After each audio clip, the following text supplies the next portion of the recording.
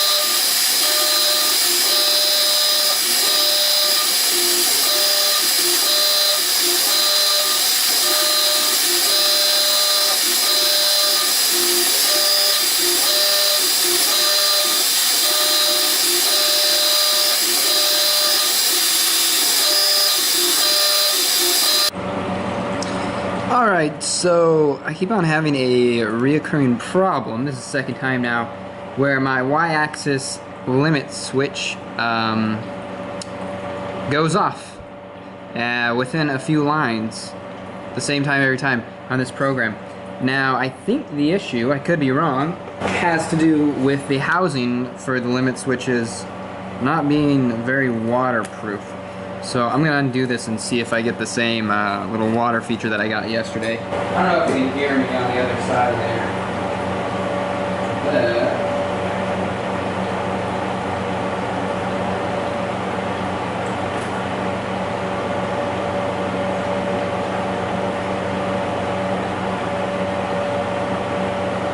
Oh yeah. Things filled up.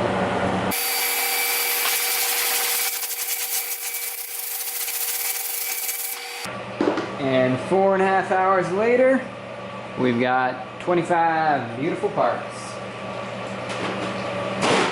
So then we just come in here, pull them each off, and we have sticks of 5. I don't think you guys are interested in watching me unscrew screws, so I'll just take those off and bring you back when I'm done. Alright, so folks, we just finished our last set of 25. This is the aluminums. These are the bottom halves. We still have to do the top halves and then the coppers, but these bottom halves are going to take the longest. I have just about as many to do in copper, I believe, so it's going to take me another solid week of machining the coppers to do those, but I'm going to do all of the aluminum parts first. That way I can anodize them while the copper ones are running, so it gives me something to multitask and do in the shop while those are going. So with those, moving camera, sorry about that folks. In addition to these guys over here, we have a total of 225 bottom halves. So that's over the amount that were ordered on Kickstarter, but I've got some going out to a distributor and I'm also going to have some for sale on my website. Probably a little after the distributor gets his up. Also, let's rotate you over here. Right over there is our top halves.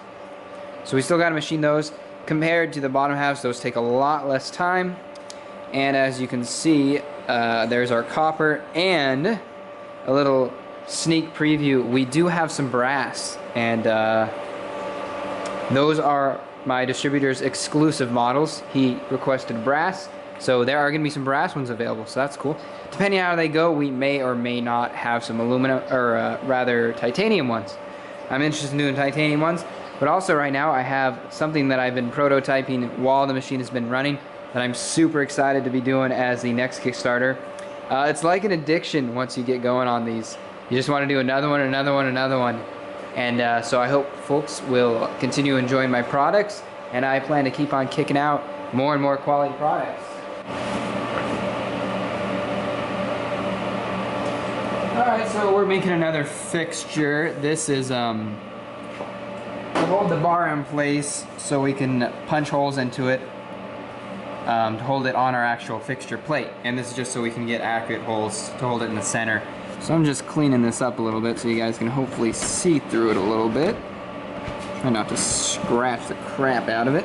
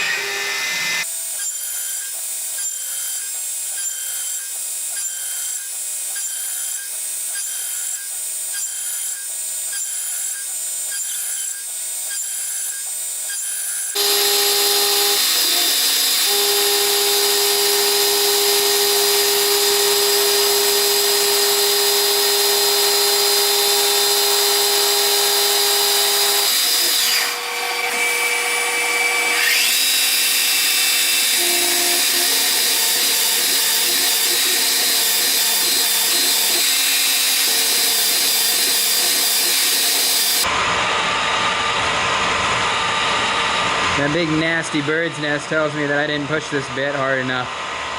Instead of breaking the chips, they're just coming off long and stringy. I would usually get in there and try to get those off, but I only have one more hole to drill, so I'm just going to leave it right now. But I do not like it one bit.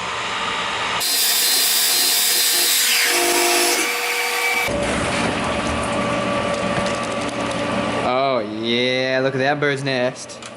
So generally what you want to happen is for these chips to break off rather than winding up in this nice, scary ball of chips. This does a few things. First of all, it impedes the coolant from getting to where you want it to be, and second of all, it generates more heat than you want. So those are bad.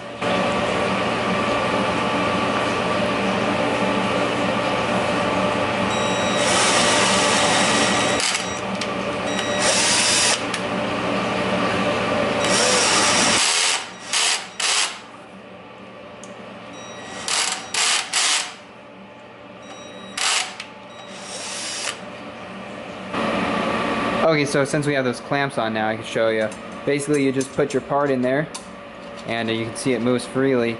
But when you come in here and you tighten up the clamp, said it pushes it in that direction, and now that one's in there nice and tight, and then you can come and do the rest of them.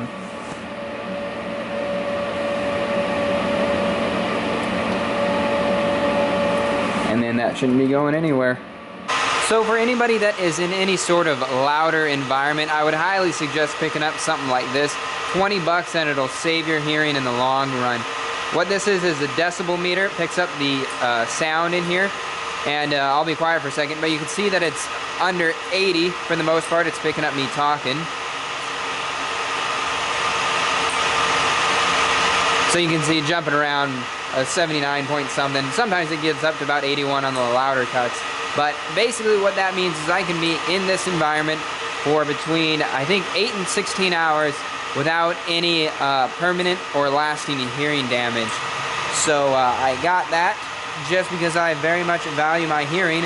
I also got it because I have an additional set of ears in here to worry about now. So I want to make sure his ears aren't getting damaged either. So, yep, it's worth it investing in a little bit of personal protection.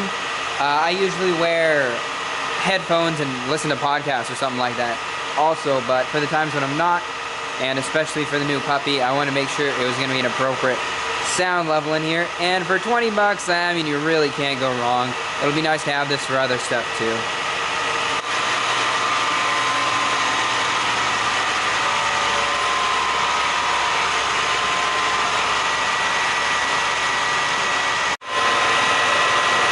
So, somebody messed up pretty bad.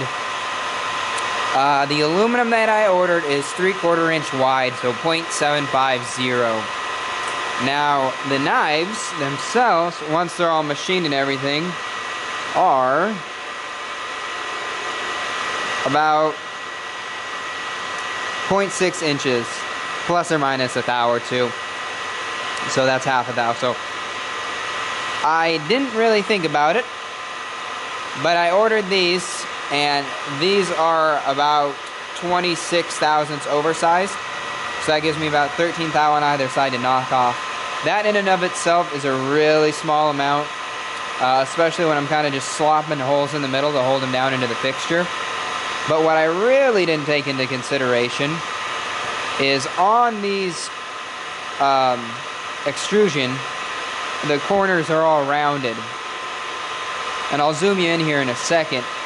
But what that means is by the time I actually take off the 13 thou from either side, it won't actually remove all that rounded corner. And I want nice sharp corners, especially, let me zoom you in here a little bit.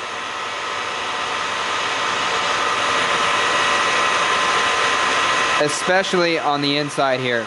Because what I end up doing is I machine each side, chamfer them, and then I screw each set together so there's a pair, and then I tumble them when they're screwed together. That way I don't have to worry about rounding off the corners on the inside. Sorry, I'm having some tough times with focus. And that way all these corners meet up super tight. So let me zoom you in here. So here we're really zoomed in, and you'll notice this guy's a little beat up. But if it weren't for that big old dent over here, you can see on this right corner how that surface mates up, and it's nice sharp corners in there. And that's what I get when I tumble these together. If I were to tumble each half separately, what it would end up doing is rounding off these corners on the insides, and it wouldn't mate up nearly as nice looking.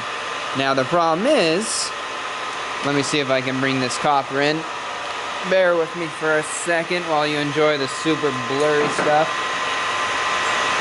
The problem is this copper, moving the world around, there we go. You can see that the copper has rounded corners, and those corners are, they extend more than 13 thou. So this is what you call a $600 mistake. So I gotta order new copper. It shouldn't necessarily set us back very much though. Let me take my lens off here really quick. Whoop. We're live. So, I guess you live and you learn. Maybe I'll find something to do with this copper in the future. I believe they'll also take it back. I get my metal from Online Metals because I'm located in Central Washington, and they have a warehouse out of Seattle, so I can get it here in about a day, sometimes two. They'll take it back with a 30% restocking fee, so I'll just do the numbers and figure out if it's worth doing that or if it's worth just paying the full price for the new stuff and eating my mistake. So yeah, that's what I get for once again trying to save money. And the reason I got this stuff instead of getting the 3/4 is because it was less expensive to get this stuff, and I didn't take the time to think about the corners, and for some reason I thought I had 25 thou on either side, where, of course, if you're oversized 25 thou, that means you only get half that on each side. So, yeah, that's a bit of an oopsie. Oh well. So it's March 16th. I just filmed that little bit about the wrong size copper a couple hours ago. And so I've been worrying about that. And I didn't even notice. I feel kind of stupid about this, as I should. Sorry. This camera boasts autofocusing galore, but it sucks at it. So I'm just running manual focus for some reason. Anyway, if you look at these two, you'll notice that the bottom one has a hole right about there, and the top one does not, in fact, have a hole. That's because my drill chuck became loose, and my drill pushed up. So those don't have holes. That's not a very big deal. I just have to, you might say, we just put them back in and run the drill off again. The problem is I don't trust the screws that I use on these, the little flat top screws, to recenter it properly. They're not very good for that. They're good for holding it in a general position, which is another reason why the copper is not going to work. I just don't have enough leeway. If I was machining precision holes and then like doing some sort of locating pin like I do with my pallets, then it might work. But so what I'm going to do is I'm just going to, when I flip these over to do the chamfer and the pattern as seen here, I'll just drill it out before I do that. Countersink, and we'll be golden. So I actually was fretting about the copper so much that I did a dum-dum, and I did 2 whole sets of these without even noticing that they weren't drilling through. So feel a little stupid about that, but that's okay. This is really the first day that we've had any sort of problems, so everything else has been going damn good. So we'll carry on.